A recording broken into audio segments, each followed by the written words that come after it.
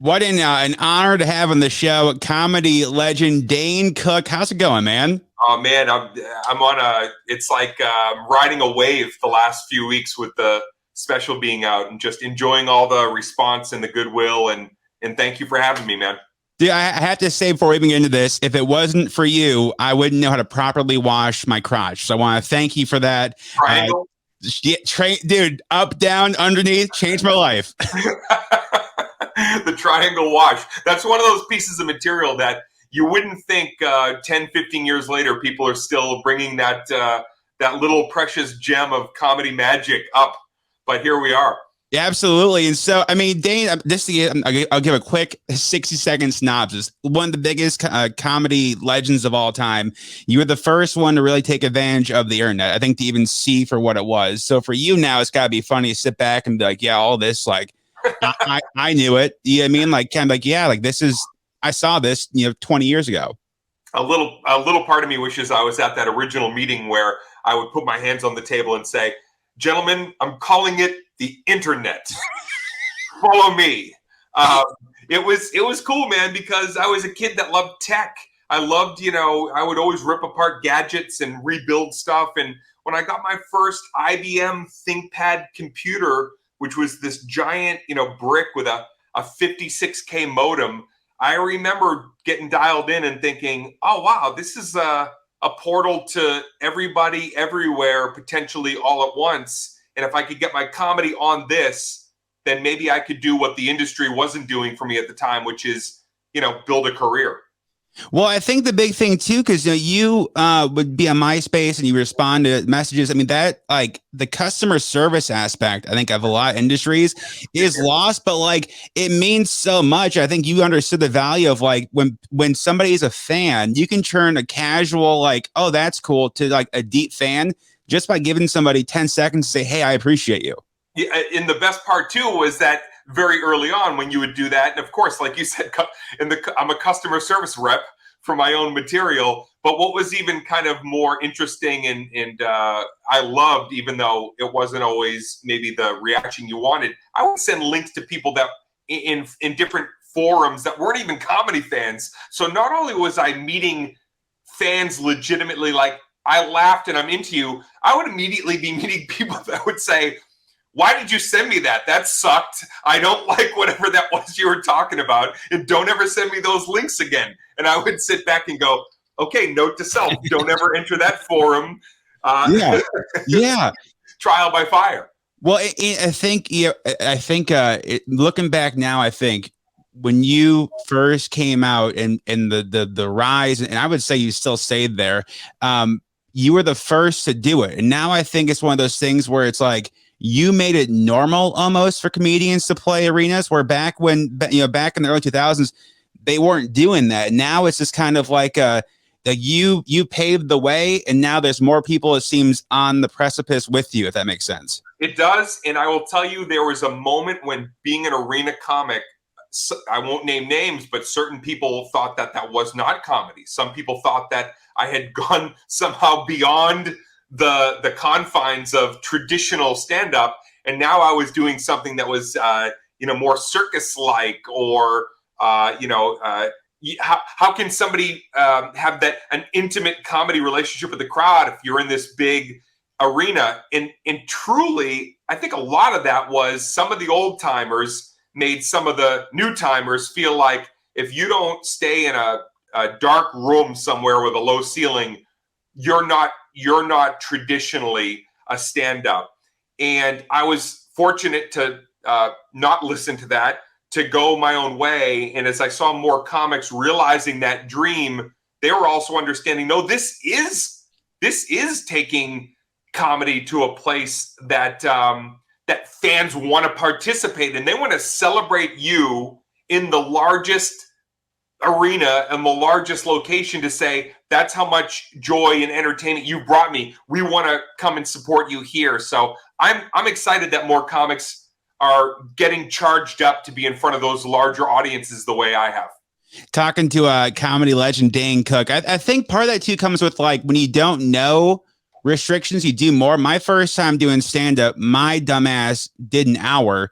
And because I remember the first show, my buddy was opening for me. He goes, "How long are you gonna do?" I'm like, I'm gonna do an hour. And he gave me a look. I'm like, "Why?" He goes, "We usually do 5, then 10, then 15." But me not knowing the rules, like I wrote enough for like 2 and then just did the hour. But I think like because I didn't know like what was the you gotta do this, this, and this, that kind of opened it up to really spread the wings, you know? Yeah, it's interesting because early in your stand-up career, you'd love to stand up there for a couple of hours, and then sometime later you go, oh wait, if I can be funny for 6 minutes and leave on a good note to where the audience enjoys me and the manager of whatever this establishment is that I'm corralling people in and doing a show, that's even more important. I can count on you to go up and do 6 or 10 minutes to make my patrons happy, to buy a few drinks or nachos, and you build your career out on that strong, smaller set. And then, of course, we all want to be able to run that hour plus, and that'll come, but better to be in the micro dosing of stand up at first.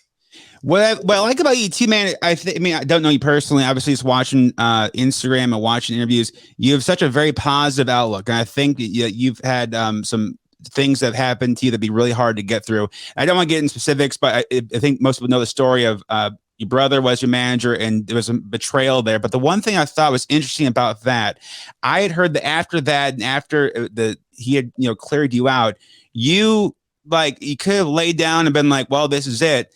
But to have the thought of booking arenas yourself, right? That was just like you would book like the Staples Center on off day, out of pocket, your own money, and then play it. Can you just talk about that a little bit?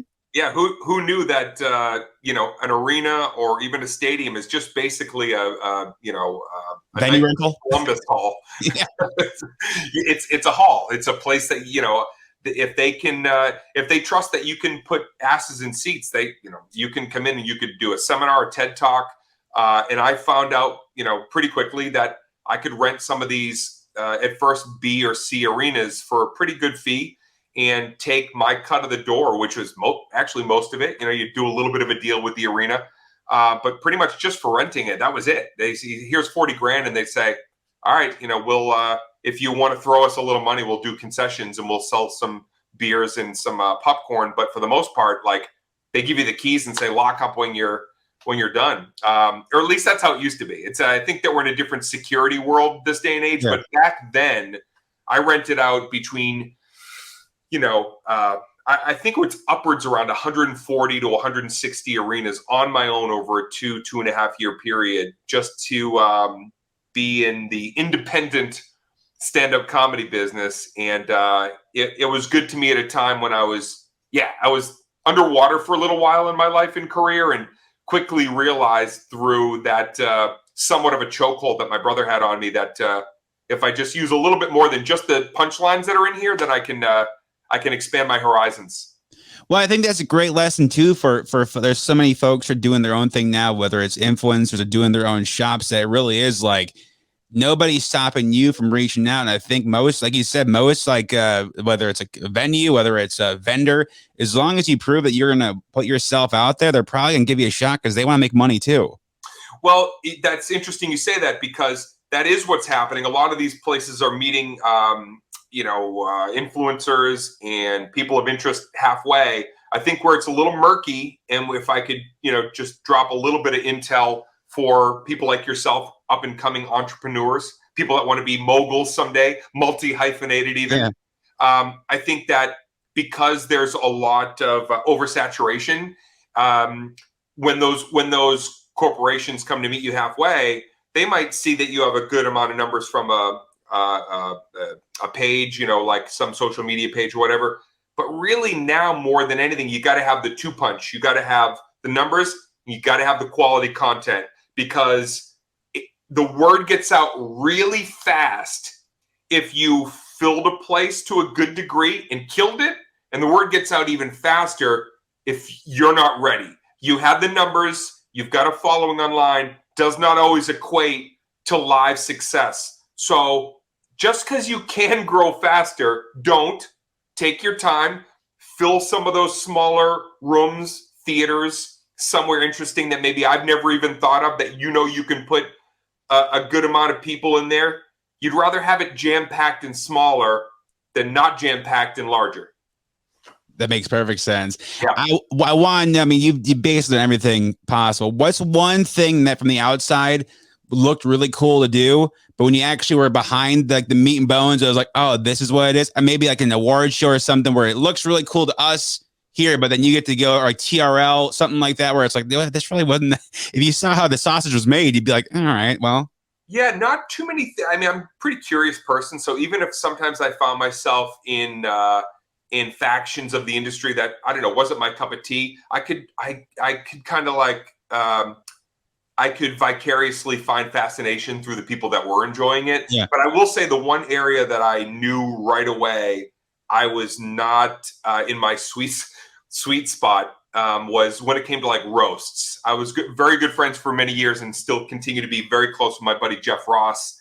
And there was a time in my career where that was really in vogue. And the Greg Giraldos and the Patrice O'Neills and Jeff Ross and a multitude of incredible roast comics, they invited me in, and I was not very good at that. That's not the way my brain operates. That's not like the kind of person I am. I guess I'm a little sensitive to like, am I going to push things too far? And also, I'm not a person that loves to get slaughtered by people verbally. So to answer your question, that was probably the one hallway that I was like, is there an exit staircase? Sure. Well, I think the cool thing about the internet talking about, I think, critics and slaughtering, I think Good Luck Chuck to me is like a really funny, good movie. That's gotta be cool because back in the day, I feel like it didn't get the love it deserved, but there's a lot of films I think from that area that now are like, oh no, that was like, that whole concept was hilarious. Yeah, there's some films that I did at that time that nobody knows and we don't remember. And there's a good chunk of films that I did at that time that still today people love, watch, enjoy. And I describe them as, I grew up loving certain movies in the 80s that were clearly bad movies. Teen Wolf was not a good movie. One Crazy Summer was not a good movie. I mean, I could literally tell you like a whole list. But over time, there's something delightful about them. There's some reason that they have some kind of, something magical about them. Maybe it just reminds you of a time. So the fact that I got to do a chunk of films in that era that still today people want to talk about and love, even though they weren't like box office bonanzas. I'd rather that. I'd rather, be able to say to somebody today, like, I'm glad that you still enjoy that film that we made, as opposed to people saying, didn't you do a bunch of movies and where are any of them? Do you wish though? So I mean, obviously, Employee of the Month, another good one. Do you wish? Because I can't imagine your schedule back then had to be no off days. Do you almost wish social media was a thing? Because then you can actually have closer connection to like fans and stuff. If you needed maybe had a rough day of shooting, like okay, now at least I can get that reassurance. I think that I was on MySpace enough, even around 04, 05. I wish I could, it's almost like I wish I could, as an excuse, say there was no social media, but the truth was I was online saying, these movies are coming out. I hope you guys, enjoy them. But I think that in that era, at that time, now 15 years later, I can look back and say, I had so many things that were happening over a 8-year stretch that I do even feel like, for me in that era, I remember feeling like, am I overexposed? I feel like I'm kind of everywhere all at once. And that isn't always good. It's nice to sometimes be out of the field of view and then come back in with something new. So I think that might be a little bit to do with it, and why we can still enjoy those films today. But people will now tell me, hey, back then, I just sometimes was like, okay, enough. I get it. You're out there. So, maybe a little bit of playing the more laid back game. But I will tell you, when you're in the midst of it and your career is on fire, like it was there, they're throwing more and more things at you. And you just feel like, I want to do this because it's fun. I want to do this because it seems like I'll meet new great people and just enjoy myself. You don't always take your foot off the accelerator, when you're in the moment. Well, you mentioned now too, the taking some time and coming back, and that brings us to Above It All, the new special. The one thing that I I realized when you first came out is I think, and it was weird. It's like I a lot of comedians don't look like they're having fun while they're doing it, and I'm even like the big ones. It looks almost like you're watching a movie. You on stage, I think it's always been the energy, and it was like I was watching. I was like, oh yeah, this is how it's like supposed to be. Like you can tell, like you're like Right. enjoying it. If that makes sense. Yeah, in fact, I love when it doesn't feel, and even with Above It All, it's not formulaic because I would throw wrenches in my own routine to keep it real, even if that means sometimes losing out on laughs or something that keeps me regimented. Because I feel like, as a fan of comedy and music, I like the experience to feel like it looks like he's reveling in it, looks like he's having the time of his life. And even if something is a little off kilter, I'm okay with that. I think what you're seeing and what a lot of people are seeing is people get such a regimented, formulaic set that they forget when those cameras are on them. Don't just deliver it because you know it works in these 10 jokes in a row. Like, now let it all go and have the time of your life, knowing I'll get to the laughs when I need to. I want to let them know about me, where I'm at right now. So for me, it's about who am I in the moment? And then once you're ingratiated, oh, by the way, here's some material I've been working on. Well, and letting people know where you are too. I know there's always a thought of like, the best comedians are depressed and that kind of thing. And again, not comparing comedy careers. I've been doing this for a couple of years, but I started dating my girlfriend earlier this year. I think it was like it's the best stuff I've written, because now it's almost like you have somebody at home you're trying to impress and show that you got, I don't know. It's just like, yeah, it's nice having like that fan. Yeah. Obviously, with a fiance, and we found happiness that way. Have you found that too? Where like now that you have like the A1 in your corner, it's like makes it more fun to do comedy. More than ever, man. It's like I will tell you, the one thing that's always brought me the most pride and value, just in terms of like the small circle of people that have been with me for a long time. 31 years doing stand up. And there's road dog people in my life and have been in my corner for most of it. But I think being with somebody or having that family that is so your champion and so believing in you, because they know what you aspire. You know what I mean? They know what you expect of yourself, and your fans don't know that. The business doesn't know that. Your other comics don't know that. They might know fragments of it. But the person you love and the family that loves you, they're the ones that more than anybody, when you follow through on an idea and make it happen, like that victory lap with them is the best high five you'll ever give. I saw you say this quote recently. I want to ask you to recreate it, but the fine line between excitement and anxiety. I thought I've been sending that to people in my life, sent it to my girlfriend for a big job interview. Can you just kind of recap that a little bit, if you don't mind? Yeah, I was talking to my good buddy Bert Kreischer, who I've known for a long time. And we were basically just talking about, anxiety and the things that sometimes, cause the hurdles that then are, blockages from moving forward with whatever ideas or intuition or love. And I learned something in therapy many years back, which was because, as a person that I grew up with a lot of anxiety, my mom had bad anxiety, bad phobias as well. So I grew up kind of with a lot of fear around me and around my family. And what I started to have a eureka moment in therapy and breakthrough was like, I was confusing my excitement with the feelings I had of anxiety, which once it was worded, once I said those words and I said, I think I'm confusing my anxiety with excitement, it was a revelation to go, oh, I'm immediately connecting this feeling of anticipation to something bad or something ominous. When if I just take that moment and really partition it and realize, you know what, I'm healthy, I'm able-bodied, I've got a good idea, I have a lot of belief in me. Oh, wow, wait, I'm not anxious, I'm excited. It just feels almost the same, which is why I say there's a fine line. So if you're feeling that way, and by the way, if the fine line is you are anxious, okay, now you can identify and you can go to your steps of what are the things that I need to do to pull it all in, What's my breathing? What's my meditation? What are my mantras? What are my faith? What's my prayers? And it helps you better delineate what you need to do to get healthy quick. Man, Dave, this has been a career highlight for me talking to Dane Cook. Above It All is out right now, danecook.com. I say this to you, man, I think there's entertainers who have made millions of people happy, deserve to be happy. You've made a lot of people happy. There's a lot of people who had going through something and watching, whether it was Vicious Circle or Harmful as Swallowed or Above It All, you made people forget about the bad things in their life. And that there's not enough thank you that can be said for that. But I hope that in return, I hope that you deserve to be happy for making all of us happy.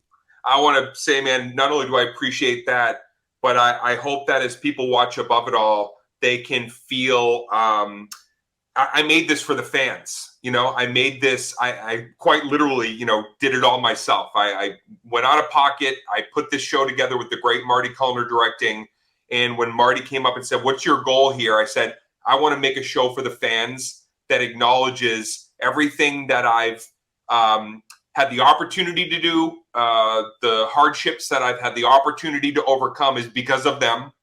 And so I really hope that I can just give people a lot of laughs in a time when they may need it. And if you don't need the laughs and you're just celebrating something in your life, I hope that you can look at it as something that is in celebration of those moments that you feel completion. So for all those reasons, thank you for having me on your show, man, and break legs. And I wish you great success in your comedy career.